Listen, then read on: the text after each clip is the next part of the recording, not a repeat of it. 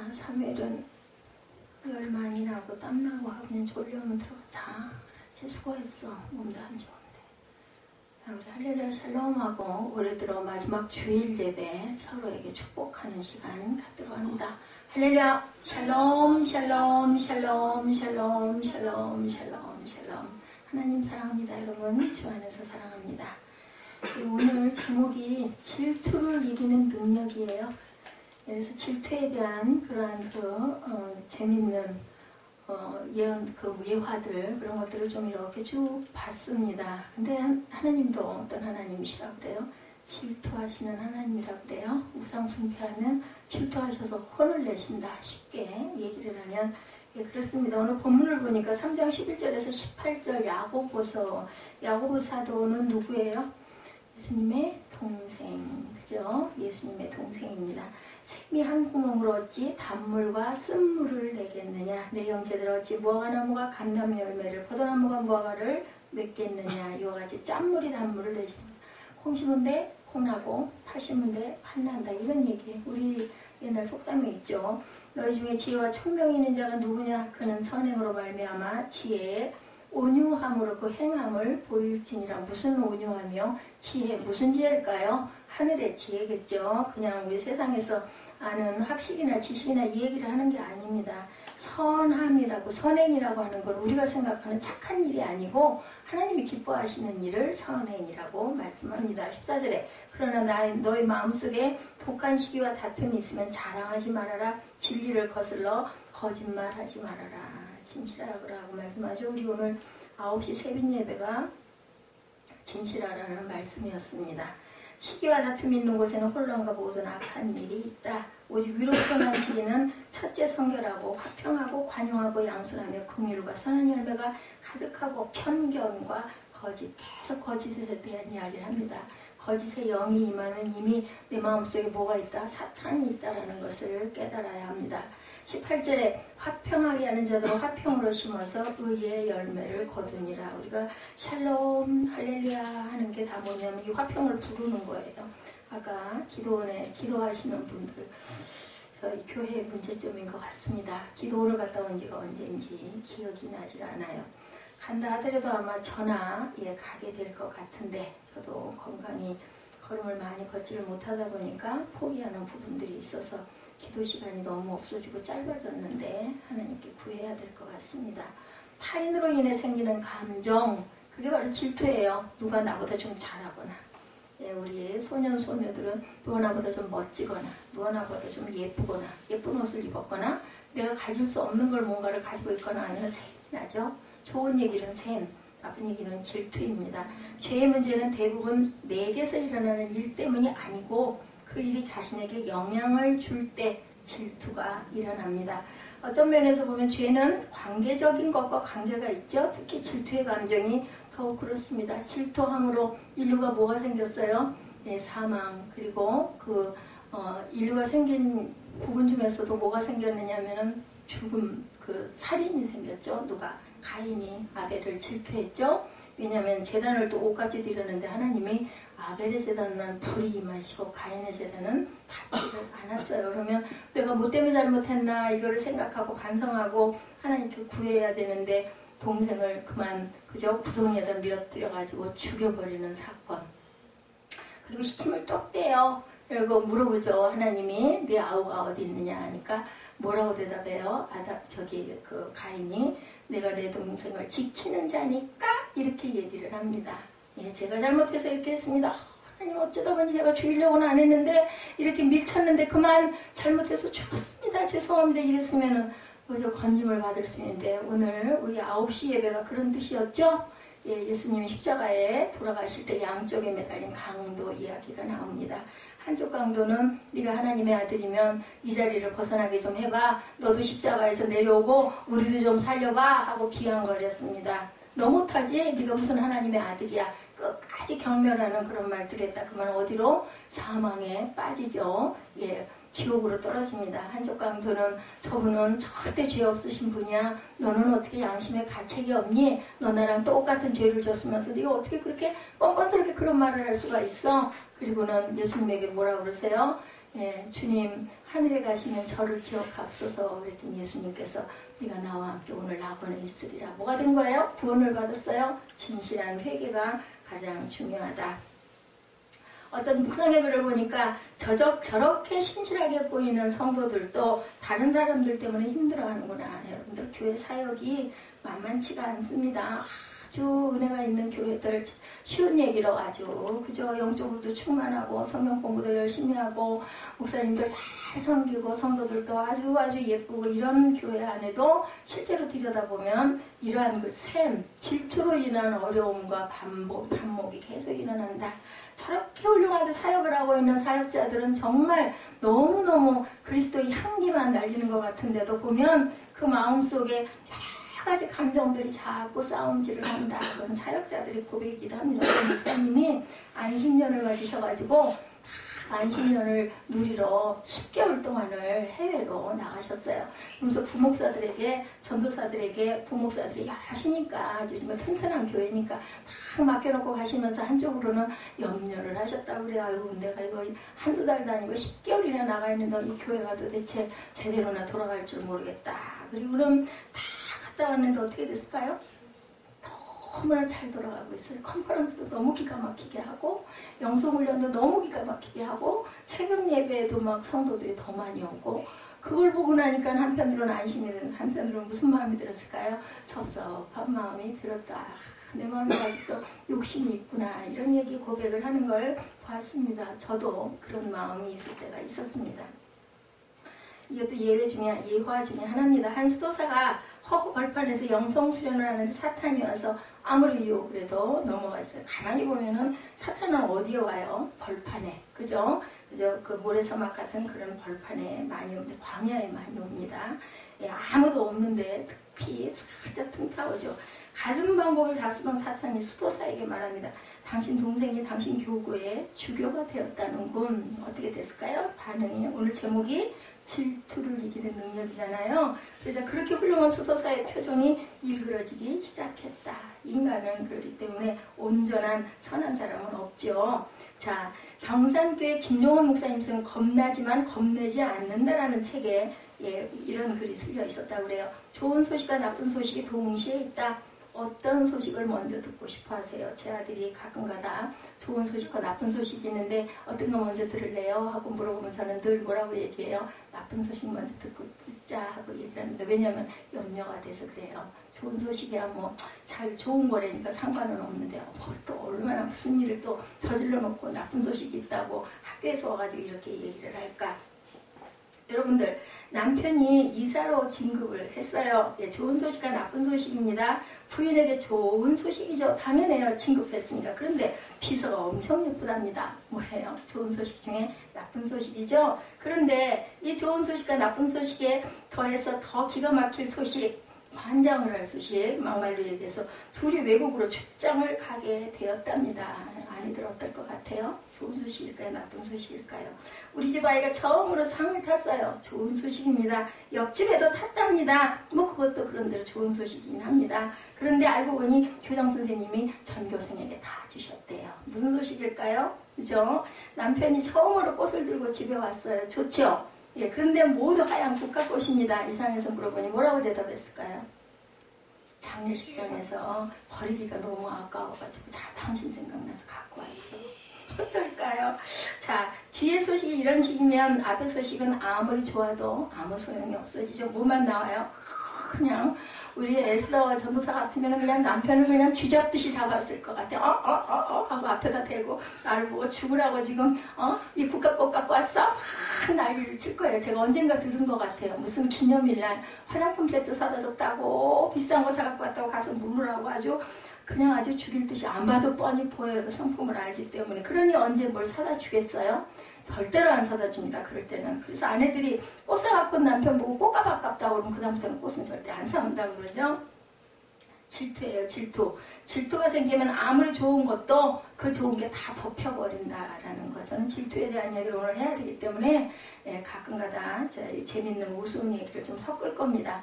분명히 나에게 좋은 일이 일어나는데 남들과 비교함으로 인해서 그만 그 좋은 일, 그 기쁜 일이 그만 다 활딱 사라져 버린다는 거죠. 그게 바로 질투인데 오늘 야고보서 본문에 이런 표현을 쓰고 있습니다. 11절이죠. 11, 12절.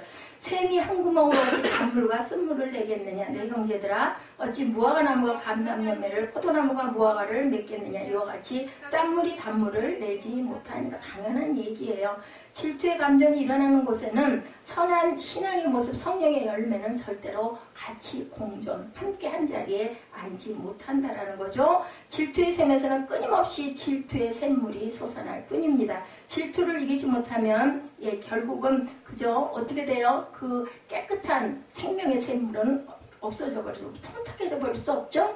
그럴 수밖에 없습니다. 질투는 타인에 의해서 동기가 유발되지만 지극히 자기중심적인 감정에서 시작이 된다. 누구와 비교를 한다거나 내가 뭔가 마땅치가 않다거나 내가 차지가 않다거나 그러다 보면 이제 거기서부터 유발이 되면 뭐가 나빠지기 시작해요. 그 좋았던 일은 하나도 생각 안 나고 기분이 나빠지기 시작하죠. 자기중심적인 이기주의는 자신을 엄청 외롭게 만드는 주범이라는 것을 우리가 잊지 말아야 되겠다.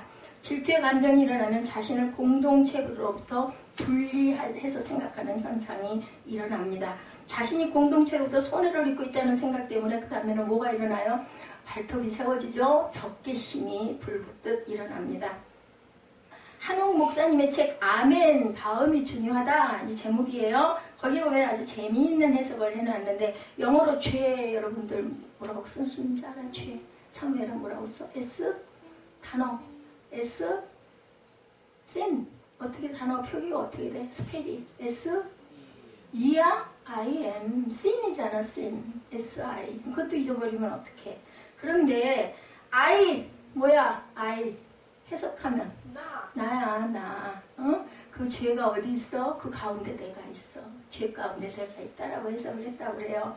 모든 일에 내 중심을 놓고 생각하니까 결국은 풀리지 않는 일들이 일어나고 공평하지 않다고 원망하러 하게 되고 한탄을 하게 된다. 질투 속으로 사전적 의미에서 시기 한 문자 시기라는 것은 자기보다 나은 처지에 있는 사람을 공연히 미워하거나 싫어하는 일 또는 그런 마음을 가리키고 남에게 지기를 싫어하고 남이 잘 되는 것을 부러워하는 일이다라고 해석이 돼 있더라고요. 그래서 시기할 때 시자는 개, 견변에 풀 청자가 합성이 되어서 개가 푸른 상태 해석이 재밌죠. 즉 개가 다른 개가 먹이를 소유한 데 대해서 으르렁거리고 어떻게 돼? 새파랗게 질린 상태 이렇게 해석이 된다는 거죠. 그래서 시기 그 기자 있죠. 기심의 줄임자로 기라는 건 자기 중심의 마음에서 우러나오는 이기적 감정으로 밑에 보면은 마음심이 있어요. 그죠? 시기하고 미워하는 마음을 의미한다. 이 기자는. 그렇습니다. 그러니까 걔가 푸르른 그런 마음변이 된데다가 그것을 미워하는 마음이 된다. 본문을 보니까 야고보서 기자는 계속해서 둘을 대조해서 설명하죠. 한 샘에서 다른 물을 낼 수 없는 것처럼 14절 15절입니다. 그러나 너희 마음속에 독한 시기와 다툼이 있으면 자랑하지 말아라. 진리를 거슬러 거짓말하지 말아라. 이러한 지혜는 어디로부터 내려온 것이 아니다. 위로부터 내려온 것이 아니요 땅의 것이요 정욕의 것이요 귀신의 것이다 라고 얘기를 합니다. 시기와 다툼이라는 질투의 감정은 위로부터 내려온 게 절대 아니고 땅의 것이고 정욕 나아가서 더 지독한 말 귀신의 것이다. 그럼 여기 우리 가까이 가면 안 되겠죠. 그리고 16절에 시기와 다툼이 있는 것에는 뭐가 있다고요? 혼란과 모든 악한 일이 있다. 그러니까 우리가 그 옆에도 가지 마라. 그래도 무슨 생각나요? 악은 모양이라도 버려라. 그죠? 가까이 가지 말아라. 우리 그 중에서 까마귀 노는 곳에 뭐가 가지 말아라. 백로야 가지 말아라. 같은 비슷한 비유입니다. 땅 위의 것이란 뭘까? 예전 성경에는 세상적이라고 나타나 있습니다. 세상적이라는 건 뭐겠어요? 마가복음 10장 34, 5절에 보면 십자가를 지시기 위해 예루살렘으로 가시는 예수님께 세베대의 아들 야고보와 요한이 예수님께 바라는 것 있었죠? 세베대의 아내가 막 쫓아와가지고 내 아들을 한쪽은 예수님 오른편에 한쪽은 왼편에 세워주십시오 하고 부탁을, 그 옛날에도 청탁을 하는 부분이 나타나죠. 그 말을 들은 다른 제자 역시 뭐 했어요? 분이 여겼다라고 합니다. 뭐가 일어나서 니만 예수님 애제자여서 왼팔 오른팔 노릇하냐 이 녀석아 하고 화가 났다는 거죠. 질투는 어떤 직업에서도 나타날 수 있는데 교회 사역에서도 아까 말씀드린 대로 나타납니다. 예, 어떤 목사가 제가 이제 저희 교회도 전도사님이 탄생을 했어요. 전도사님이 언젠가 설교를 했는데 제가 딱 듣다 보니까 너무 기가 막히게 잘하는 거예요. 나는 거의 10년이 됐는데 처음 설교한다고 설교 자리에 섰으면 당연히 나보다는 조금 못할 것 같은데, 좀 서툴 것 같은데 너무너무 잘하면 흐뭇하고 뿌듯하면서도 한편으로는 어머나 어떡해 이런 마음이 들겠죠. 예, 샘이 난다라는 거죠. 예, 설교자, 선교사, 교계 지도자로 헌신하는 사람들마저도 이런 마음이 사로잡힐 수가 있다. 어떤 마음이기 때문에, 우리 마음 안에 뭐가 있기 때문에, 이기가 있기 때문에, 내중심적인 생각이 있기 때문에 한 교회에 속한 여러 부류의 사람들이 죽어서 천국에를 갔습니다. 집사님이 도착하자 예수님이 이 얘기 알죠? 반갑게는 아이고 이 집사 왔어 하고 안아주셨어요. 권사님이 도착하자 역시 예수님이 손을 내밀어 악수하면서 역시 반갑게 맞아주셨어요. 장로님이 도착해서 역시 예수님이 일어나서 손을 흔들며 아이고 이 장로 왔나? 김 장로 왔나? 하고 반갑게 맞아주는데, 목사님이 도착하자 뭐라 그랬다고요? 예수님이 일어서지 않고 앉아서 손만 흔들고 있어. 어이구 어떻게 목사가 여기로 왔어? 했다는 거죠. 사람들이 궁금해서 물어봤어요. 예수님 왜 목사님은 일어서서 맞아주지 않습니까? 뭐라고 대답할게요? 내가 일어나면 내 자리를 차지할까봐 내가 안 일어나 이랬다는 거죠. 재밌는 얘기죠. 예수님께서는 세상적 논리를 가지고 접근하는 제자들과 반대의 이야기를 오늘 본문에서도 하시죠. 먼저 섬기고 낮아지라고 얘기를 해요. 섬기려 하면 네가 섬김을 받으려 하면 네가 먼저 섬겨라 라고 말씀하신다는 거죠. 예수님께서는 이런 제자들의 요청을 모르고 가셨어요. 세상적으로 예수님의 우편에 하나는 왼편에 우편에 앉혀주십시오. 이건 세상적이다. 제자들의 생각은 힘으로 세상을 지배할 수 있다고 보죠. 우리 세상적으로도 그렇죠. 권력이 있고 돈이 있고 명예가 있고 그죠? 이런 사람들은 어떤 일이 있어도 겁날 게 없어. 다 빽이 있어. 쉬운 얘기를 이렇게 생각합니다. 돈 있으면 돼. 돈으로 해결 안 되는 게 어딨어. 뭐 보석으로도 풀려나기도 하지 않습니까? 이렇게 생각을 하지만 그것은 세상적인 방법이다. 예수께서는 세상을 변화를 시키는 것은 지배욕이 절대 아니다. 그것이 권력 혹은 물질, 실력이라 할지라도 다른 사람에게 지배를 당하면 그 당하는 사람은 분노를 느끼고 결국은 그것이 뭘로? 질투로 나타난다는 거예요. 내가 지배를 받다 보면 그래서 저도 그렇더라고요. 제가 그 얘기 했었죠. 뭐 사람은 밀가루 반죽인 줄 알아. 뭐 이러라면 이래야 되고 저러라면 저래야 되고 나는 절대로 내 의사를 얘기하면 안 되고 싫으면 싫다고 말도 하면 안 돼. 막 이런 생각을 하다 보면 내가 필요해서 내가 약해서 그 부분을 못하니까 도움을 받으니까 어쩔 수 없이 할 수 없지. 치사하고 더러워도 아도매칠해도 내가 그냥 뜻을 받아줘야지 하다가 나중에는 어떻게 돼요? 슬그머니 화가 난다는 거죠. 그래서 이런 의식들은 온전한 것이 아니라고 예수님이 말씀을 하시는 거예요. 네가 섬김받고 싶어? 네가 위에 리더가 되고 싶어? 그러면 네 아래에 있는 제자들을 섬겨라. 그러면 그냥 본인들도 모르게 너를 진짜로 존경하게 될 것이다. 그 얘기가 맞는 얘기예요. 그냥 권력으로 내가 사장이니까 뭐 내가 목사니까 막 이런 식으로 성도들을 아니면 막 힘들게 하거나 밑에 있는 부하 직원들을 함부로 대하면 여러분들 마음이 어떠세요? 직장에 다니시는 분들은 아마 아실 거예요. 할 수 없잖아요. 아유 치사해도 들어야지 어떡하겠어. 근데 마음속에서 그 사장님을 그 리더를 존경하는 마음은 없어진다라는 거죠. 그러면서 점점 갭이 벌어지죠. 나중에는 아유 이런 거 내 더러워서 때려치워야지 이런 마음이 들지, 그분을 내가 이해하고 아유 내가 섬겨야지 이런 마음은 절대로 들지 않는다. 그렇기 때문에 그것이 온전한 방법이 아니다. 이 지배욕이라는 건 있어서는 안 된다라고 예수님께서 말씀을 하셨다. 둘째로 정욕적이라는 말은 욕심의 뿌리를 두고 있다. 내가 욕심, 내가 더 갖고 싶어하는 욕심, 질투하는 게 바로 그런 거죠. 예, 안 가진 사람은 가진 사람을 질투하고 적게 가진 사람은 대개는 그죠? 힘 있는 사람은 힘이 없는 사람이, 소유가 적은 사람이 소유가 많은 사람을 그저 미워하는 상태가 질투입니다. 본능과 자연스러운 것이 옳은 것은 절대로 아니라고 말씀합니다. 우리에게 본능대로 사는 것이 아니라 뭐라 그래요? 본능을 제하고 성령의 소욕을 따라서 살아라. 아까 우리 그 찬양하는 거 우리 예화 보실 때 보셨죠? 성령의 바람이 일어나 하고 얘기하죠. 성령님을 우리가 모셔야 된다는 겁니다. 갈라디아서 5장 15절에서 17절에 우리가 너무 잘 아는 말씀이죠. 서로 물고 먹으면 피차 뭐할까 조심하라. 멸망할까 조심하라. 내가 이루느니 너희는 성령을 따라 행하라. 그리하면 육체의 욕심을 이루지 아니하리라. 성령은요 내 생각하고는 꼭 반대로 말씀하시더라고요. 제가 너무너무 억울해가지고 사순절 기간 동안에 열심히 기도했던 적이 있잖아요. 지금은 그때만 전혀 못하지만 요 핑계 저 핑계 대면서 제가 못할 때가 너무나 많습니다. 근데 그때는 정말 아주 매일매일 그냥 거의 한 2시간 정도씩은 막 울며 기도를 하는데 아니 성령께서 말씀을 하시기를 항상 그렇지는 않지만 꼭 내가 생각하는 건 반대로 가서 네가 잘못했으니까 네가 먼저 가서 사과해. 네가 먼저 가서 무릎 꿇고 빌어. 말도 안 되는 소리를 하시는 거예요. 그래야 된다는 거죠. 그래서 제가 깨달아 느끼는 건 내가 생각하는 거 반대면 나는 성령의 사람이 아니다. 육체의 소욕에 있구나. 이것을 제가 깨달았습니다. 근데 참 억울해요. 사실은 나 때문이 아닌데 저 녀석 때문에 이렇게 됐는데 이런 생각이 자꾸 든다는 거죠. 17절에 보니까 이 갈라디아서 5장 17절이에요. 육체의 소욕은 성령을 거스르고 성령은 육체를 거스르하니 이 둘이 서로 대적함으로 너희가 원하는 것을 하지 못하게 하려 함이라. 제가 기도하는 건 뭘 기도했느냐면요. 하나님 좀 알아주세요 하고 기도했어요.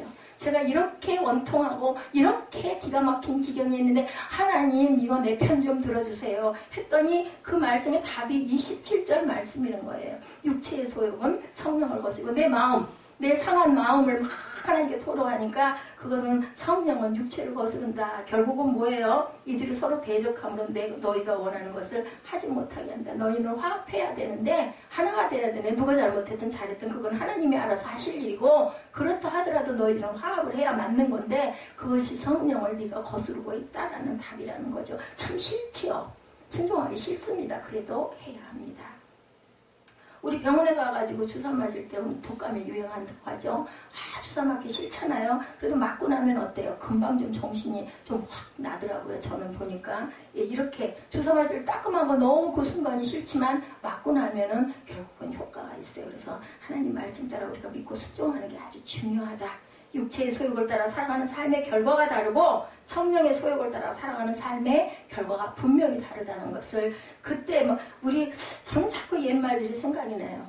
순간 우선 먹기는 뭐가 달다고 그래? 꽃감이 달다고 그래요. 근데 꽃감 자꾸 먹으면 어떻게 돼요? 여러분들 아시죠? 변비 걸립니다. 분명한 것은 질투로 인해 서로 물고 먹지 않도록 조심하라는 겁니다. 우리가 잘 아는 아마데우스 영화 여러분들 옛날에 보셨죠? 저도 이거 한 몇 번 봤습니다.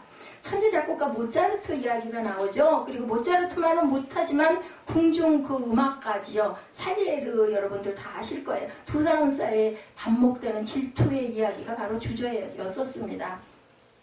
그래서 보니까는 어때요? 그 살리에르는 그 모차르트만한 그런 영감을 타고난 아주 뛰어난 천재적인 그런 음악가는 아니었어요. 그렇지만 사람들이 볼 때도 그래도 굉장히 작곡을 잘하는 인정받는 사람이었는데 모차르트가 없을 때는 모차르트가 몰랐을 때는 살리에르가 대단하게 자기가 막 기뻤었어요. 근데 모차르트의 음악을 듣고 나서부터는 계속 자기 재능에 대한 것을 불평하게 됩니다. 모차르트를 도저히 따라갈 수가 없어요. 그래서 나중에 어떻게 해요? 모차르트를 죽이려고 딱 모의를 하게 되죠. 그러다 나중에는 깨달죠. 내가 이렇게 한다고 해서 그 사람을 끌어내린다고 해서 내가 그 자리에 있는 건 아니에요. 나는 내 자리에 있고 결국은 죄만 짓게 되는 그런 그 성경에 나온 인물이 있죠. 사울. 하나님께 버림받죠. 그 사울이 뭐라고 얘기를 해요? 백성들이 계속 다윗은 그 만만이요. 그 사울은 천천히다 하니까 막 그게 나는 왕인데 그래가지고 결국은 다윗을 잡아 죽이려고 10년 동안을 쫓아다니다 결국은 하나님께 버림받고 이것도 뭐 때문에 질투의식을 버리지 못해서 결국은 뭐를 못 다스린 거예요? 마음을 못 다스린 거예요. 아까 갈라디아 말씀들처럼 성령을 거스르는 거예요. 육체의 소욕으로 인해서 결국은 하나님께 버림받는 사건이 일어난다. 그래서 보면은 살리에르는 마지막 독백에서 모차르트에게 주신 재능을 자기에게는 주지 않으신 하나님을 막 저주합니다. 질투심에 사로잡힌 사람이 하나님께서 어떻게 멀어질 수 있는가를 보여주는 작품이 바로 이 아마데우스인데, 질투에 대해서 오늘 본문은 마귀적이다라고 말씀하죠. 질투가 자연적인 본성임에도 질투의 배후에는 악한 영이 도사리고 있다라는 거예요. 사무엘상 18장 6절에서 18절 말씀에 보면 사무엘상이에요. 다윗이 블레셋과의 전쟁에서 승리하고 난 후에 돌아오는 장면이 나옵니다. 문제는 승리의 기쁨이 아니라 승리를 질투하는 사울왕으로 인한 비극. 아까 제가 말씀드렸죠. 아니 뭐든지 다윗이 나보다 낫거든요. 백성들도 그걸 알다 보니까 너무나 다윗을 막 인기 투표 1위예요. 인기 투표 1위요. 어젯밤 제가 2시에 잠이 깨가지고 아침까지 잠을 아직 못 자고 꼴딱 세웠습니다. 그래서 너무나 답답하고 심심하고 휴대폰은 비밀번호가 걸려있는데 그걸 풀질 못해가지고 열지도 못하고 너무 죽겠더라고요. 2시간 그러고 있다 보니까. 그래가지고 컴퓨터를 잠깐 켜서 봤더니 청룡 영화제인가 그거하고 무슨 그 방송국에서 주는 시상식에서 조정석 있죠? 질투의 화신. 그분이 신인상도 받고 저 나무 주연상도 받고 그래가지고 나와가지고 그 얘기하는 소리를 제가 들었습니다. 그래서 와, 저 사람이 정말 연기를 잘하더니 상을 타는구나 라는 그런 생각. 근데 거기에 그 상을 타는데 그 후보자들 있잖아요. 서로 나와가지고 얘기하는 거예요. 나는 분명히 내가 분명히 뽑힐 걸 믿습니다. 그래가지고 어떤 또 그 위에 있는 선배가 한 사람 앞에 25만 원씩 돈을 걸게 해가지고 1등하는 사람이 그 돈을 다 가져가기로. 그래서 결국은 조정석이 그 돈을 다 가져갔다는 거 아닙니까? 이 비교의식. 저 녀석이 1등을 해서 그러면 그 다음엔 우리는 어떻게 해야 될까요? 내가 더 열심히 해야지 하는 마음을 먹어가지고 요놈을 내가 죽이고 내가 밟고 일어서야지 해가지고는 결국 망한다는 거죠. 아까 베드로의 고백, 그리고 누구도 있어요. 우리 너무나 잘 아는 예수님을 판 가룟 유다.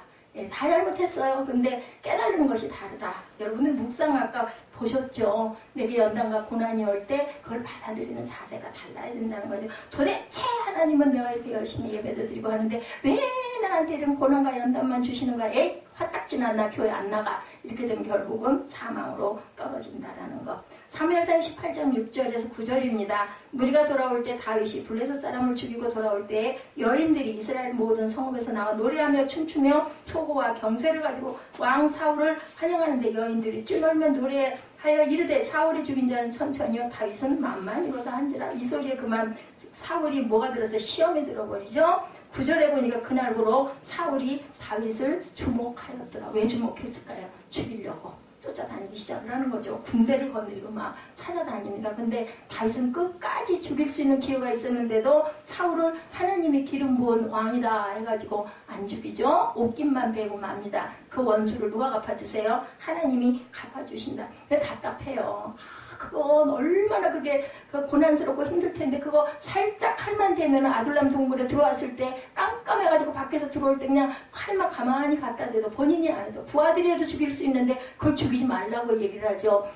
연속극으로 보면은 어머 저럴 수가 있어? 저 죽을 줄 모르고 막 이런 안타까운 마음이 드는데도 끝까지 뭐 하라고요? 오래 참으라는 하나님의 말씀이죠. 그래서 결국은 다윗이 그 복을 받았다는 거. 그냥 받은 복이 아니에요. 십몇 년 동안을 참으면서 그저 너무나 억울함을 당하면서도 결국은 끝까지 승리하는 건 뭐였기 때문에? 오래 견디고 참았기 때문에. 질투에는 질투의 영이 있어요. 성경은 그것을 악령이라고 얘기합니다. 질투하는 사람들은 자신이 사탄의 도구로 쓰이고 있다는 것을 알아야 됩니다. 저도 종종 그래서 사탄의 도구가 되기도 합니다. 막 입으로 퍼붓죠. 우리 아들이 잘 압니다. 알아요. 알아도 속에 병 생기는 것보다 이게 나아 그러고 저는 퍼댑니다.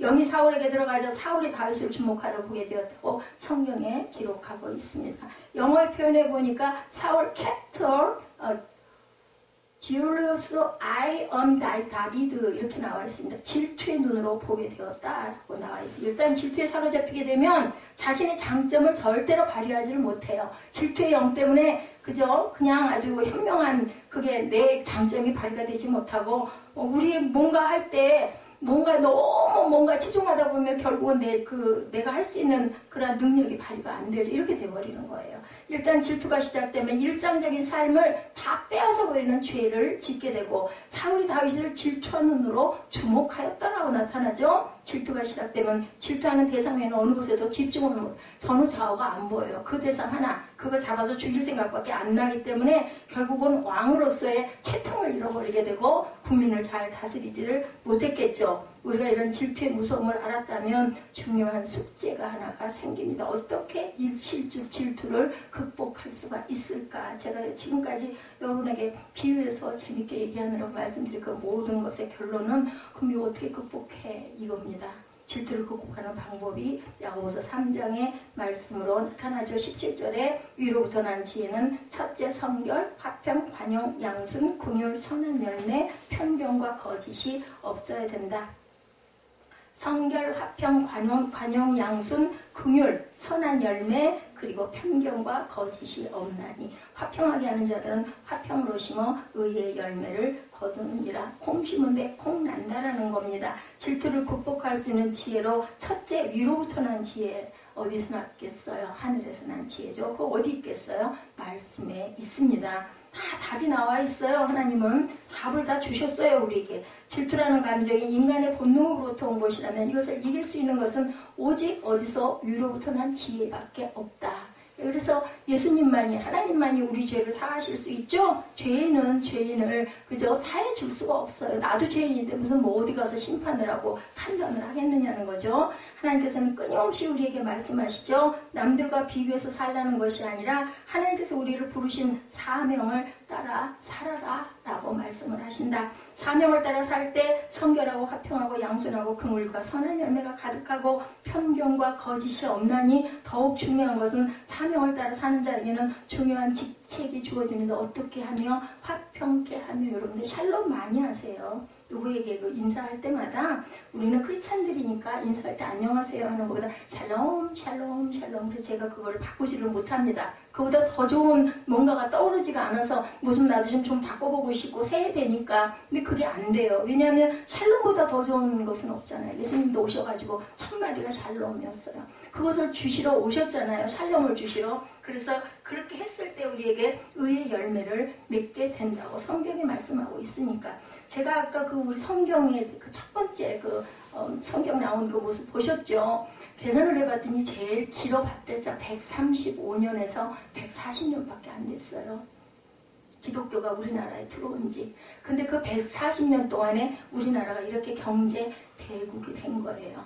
여러분들 기억하시죠? IMF 때 절대로 IMF를 극복하고 이 나라가 그저 부도가 나지 않는다라는 얘기들을 안 했어요. 얘기를 저는 기억을 합니다. 절대 그 위기 극복 못한다고 그래서. 근데 그것과 반대로 가죠. 하나님의 뜻은 우리는 그 뜻을 알 수가 없고 하나님이 하시고자 하면 절대로 그것을 사람의 힘으로는 어쩔 수가 없다. 제가 오늘 오전에 잠깐 집에서 교회 오면서 잠깐 들은 말씀 속에서도 그러더라고요. 우리가 다 잃어버려도 상관없다. 다 잃어버려도 한 가지만 잃어버리지 말아라. 믿음만 잃어버리지 말면 모든 것도 우리가 하나님께 함께 하신다는 건 믿고 가면 어디에서든지 승리할 수 있다라고 얘기하더라고요. 의의 열매를 맺게 된다는 거죠. 누가 함께 하시니까? 하나님께서 함께 하시니까.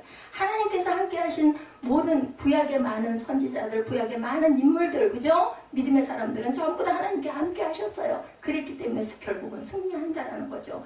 60년대 미국에 유행한 흑인 인권 운동가 중에 말콤 X라는 사람이 있습니다. 그는 자서전에서 자신이 얼마나 백인을 미워했는지를 기록하고 있는데 미움의 이유는 백인들에 대한 질투였어요. 그럴 수 있었을 것 같아요. 그들이 가진 특권과 외모를 하얀 피부, 그죠? 얼마나 부러웠겠어요. 싹하면서 이빨 밖에서 하얀 게 없잖아요. 그들은 자신에게 찾아온 감정, 너무나 그 특권 의식이 너무 부럽기도 하고 그러다 보니까 내가 사람 취급 못 당하는 게 나도 이만큼 할 수 있는데 딱 피부 색깔 하나 때문에 그저 배척을 받는 거예요. 그러니까 막 미움이 일어나고 질투가 일어나는 거. 자선에서 질투를 어떻게 극복했는지 그 말콤 X가 적었습니다. 흑인들이 백인 부러워하기를 그치고 백인 되기를 그쳐야 하고 검은 것이 아름답다는 확신을 말할 수 있게 되어야 한다라고 얘기를 했어요. 아까 그랬죠. 제가 일부 예배에 장미꽃이 뭐 수선화를 부러워하고 그죠? 들꽃이 장미꽃이 부러워하지 않는다라는 거예요. 그 꽃들은 생긴 대로 향기를 날리고 생긴 대로 자신의 본연의 아름다움을 뽐내지 우리 사람들처럼 누구처럼 되고 싶어가지고 막 질투가 한없이 허영에 들떠서 그런 모습을 하지 않는다라는 거예요. 그래서 자신의 향기가 가장 중요하다라는 거죠. 오케스트라 연주할 때 튜닝하죠, 여러분들. 튜닝을 하면 기본이 440Hz라고 합니다. 튜닝할 때 첫째 기본이. 그래서 제1 바이올린 수석 연주자가 무대 앞으로 걸어나가고 오보의 연주자가 한 음을 첫 음을 낸다고 합니다. 그러면 모든 단원이 그 소리에 자신을 맞추기 시작해. 그 첫 음에다가 자신의 악기들을 맞추는 거예요. 만일 모든 연주자가 자신의 소리를 내면 내 소리 맞추라고 한다면 어떤 일이 일어나? 불협화음밖에 안 일어난다. 합주를 할 수가 없는 거죠. 그래서 기본 음에다 맞춰야 된다. 불협의 원인은 자기 중심적 생각. 나한테 따라와, 나 맞춰 이렇게 되다 보면 결국은 화합이 되고 하나가 되지 않는다라는 거죠. 누구에게도 맞추거나 양보할 수 없다는 마음이 결국은 뭐다? 질투입니다. 그래서 질투를 이기는 방법은 내중심적 사고에서 어디로? 하나님 중심적 사고로 전환을 해라. 이타적이 되라는 거죠. 이타적이 되라는 거. 다시 말하면 나를 향하신 하나님의 계획과 사명에 집중하라. 각자 다 달라요. 여러분들 모두가, 저도 마찬가지고. 그렇기 때문에 같아질 수가 없어요. 그럼 내 색깔 안에서 내가 할 수 있는 일, 가장 잘하는 일이 뭔가? 그걸 찾아가지고 열심히 하는 거라는 거죠. 오스왈드 챔버스는 그의 책 거룩한 성화에서 이런 제안을 합니다. 조금 어려운 말이 되겠지만 우리 자신을 항상 하나님께 맞추는 유일한 비결은 불쾌하고 힘든 것에 대한 훈련을 하는 것이다. 여러분들 예배 드리는 게 그렇게 썩 그렇게 만만하지 않죠. 때로는 그죠. 아유 이렇게 지루해. 그냥 막 할 일이 막 생각나고 아유 빨리 좀 끝났으면 좋겠어. 귀에 말씀이 잘 들어오지도 않고 그럴 때가 많으실 겁니다. 근데 여기서 그렇게 말씀을 하죠.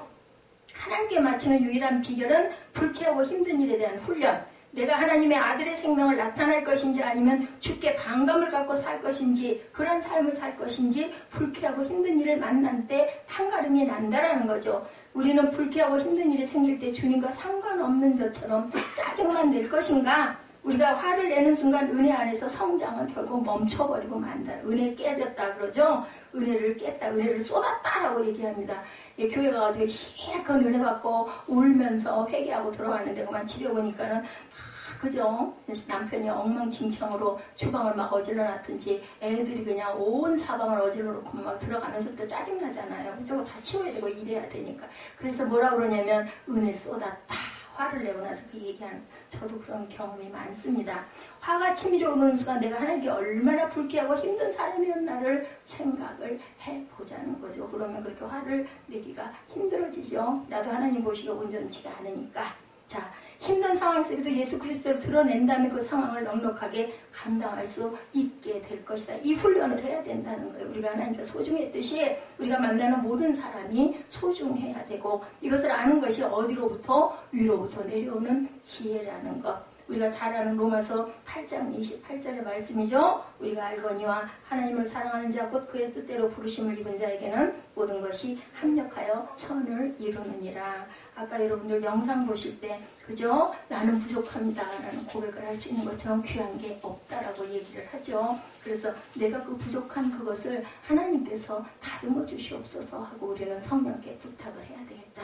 그 믿음 안에서 이르는 우리는 다른 사람을 질투하는 대신 하나님을 전적으로 신뢰하고 그런 고백을 할 수 있어야 되고, 성결하고 다음에 화평하고 관용하고 양순하며 긍휼과 선한 열매가 가득하고 편견과 거짓이 없나니 화평하게 하는 자들은 화평으로 심어 의의 열매를 거두느니라.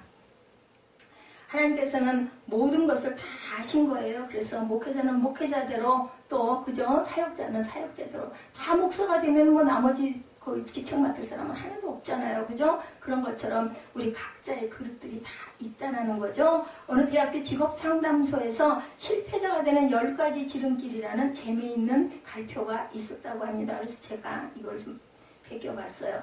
난 틀렸다고 넋두리를 해라. 실패하는 10가지 지름길이에요. 두 번째, 자기 자신을 무능한 사람이라고 사람은 자기 자신을 비난해라.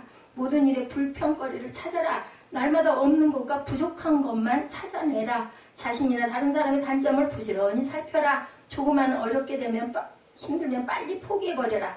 안 되는 일이 있으면 더 이상 하려고 하지 말아라. 쉽게 포기해버리고 적당히 변명해라. 얼굴은 항상 용기 없고 낙심된 모습을 보여라. 한 번 실패하면 끝장이라고 믿어라. 그러면 당신은 반드시 실패자가 될 것이다. 이거 반대로만 하면 될 것 같아요. 그죠?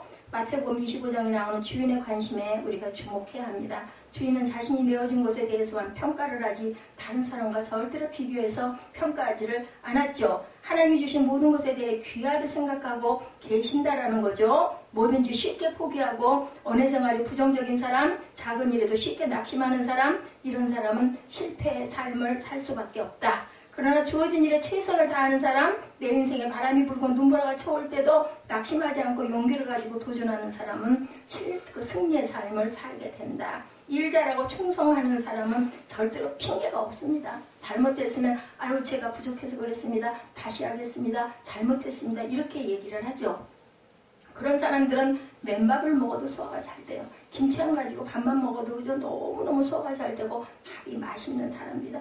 내 마음에 불평이 가득 차고 부정적인 생각, 낙심, 포기, 절망 이런 게 있는데 밥이 맛있겠어요? 소망을 가지고 막 그래도 또다시 열심히 하려니까 뭐 먹어야 돼? 밥을 먹어야 되더라고요. 기운이 없으면 안 되니까 아침에 새벽 예배 드리려니까는 이게 지금도 마찬가지지만 속에서 쉽게 그냥 표현할게 창자가 딸려 올라오는 것 같이 힘이 들어요. 그렇기 때문에 뭔가 좀 먹어줘야 소리가 안 나더라니까요. 기력이 없으니까. 그래서 우리는 열심히 잘 먹어야 된다. 둘째, 질투를 극복한 하늘의 지혜는 축복의 사람이 되는 거. 축복하는 말 많이 하시기 바랍니다. 아내에게, 남편에게, 주변에 눈 부딪히는 분들에게 뭐 축복해주는데 싫다는 사람은 없어요. 예수를 안 믿는 사람도 제가 그 부분 위해서 기도해 드릴게요 하면 아이고 기도해 주십시오 하죠. 아이고 기도하지 마세요 이러는 사람 별로 저는 못 봤습니다. 그래서 늘 축복하면 그 축복이 어디로 돌아와요?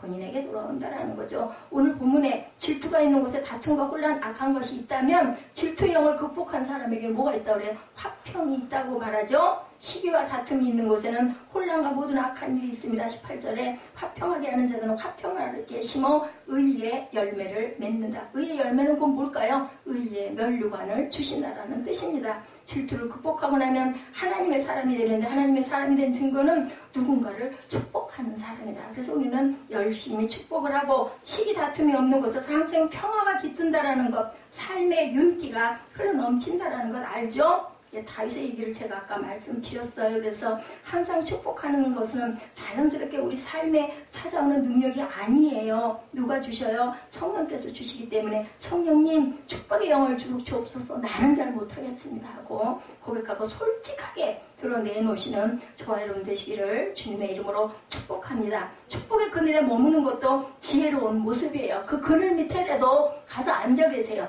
축복을 많이 하는 사람들 옆에 가가지고 그냥 붙어서라도 아유 나도 옆에서 하기 어려우면 누가 축복하면 저 그냥 한마디만 해도 나도 그냥 나도 하다 보면 그 축복이 내 입에서 나올 줄 믿습니다. 질투를 극복하는 방법 제안을 합니다. 첫 번째, 다른 사람들의 재능이나 축복이나 성취에 대해서 의도적으로라도 칭찬하세요. 아이고 어쩜 이렇게 은혜가 있으세요. 아이고 어쩜 이렇게 잘하세요. 칭찬하라는 거죠. 두 번째, 자신이 크리스천 공동체의 일원이고 한 몸이라는 생각을 절대로 잊어버리지 말아야 된다. 우리는 하나가 돼야 돼요. 그래야 그죠? 교회가 물론이겠지만 나도 잘 된다는 거예요. 하나가 됐을 때 그냥 삐쭉빼쭉 각자 떨어져서 하면은 절대로 의의 열매를 거두지를 못한다. 그럼 결국은 나한테 마이너스 아니겠어요? 공동체 안에서 하나가 됐을 때 나도 의의 열매를 거두고 교회도 은혜가 넘치고 얼마나 좋습니까?